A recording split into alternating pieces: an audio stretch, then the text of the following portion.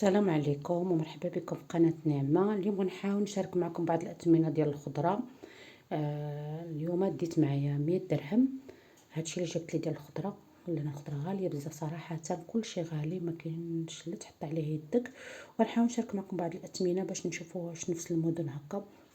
صراحة ملي كتكون الخضرة رخيصة ملي 100 درهم كنديها، ولكن هاد الأيام الأمطار والسوق ما عامرش، يعني ما كاينش، يعني ما كتمشي تقضاي ما كاينش الخضرة.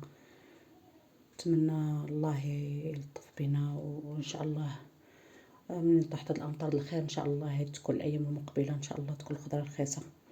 بطاطا ها هي، خديت الحمراء والبيضاء 120، جلبانه 300 وشي 40، الشيبه 30 ريال، القوق 10 دراهم، هذيك الفلفله هي 10 دراهم، الليمون 140، التفاح 260، الربيع بجوج دراهم، خيزو ب10 دراهم، زيتون تقريبا هنا راه كيلو اللي خديتو بشي 600 ريال.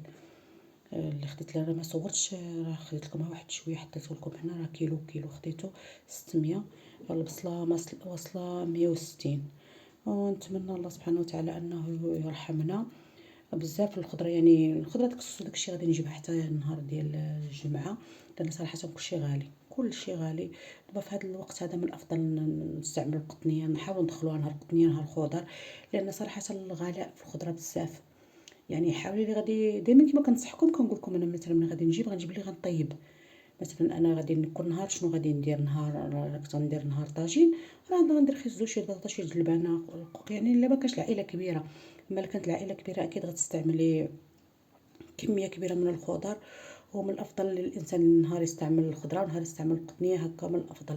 هذه نصيحه، حاول يوازي بين القطنيه وبين. نتمنى لكم التوفيق، وشكرا الناس اللي كديروا لايكات، وشكرا لكم. التوفيق للجميع، مع السلامه.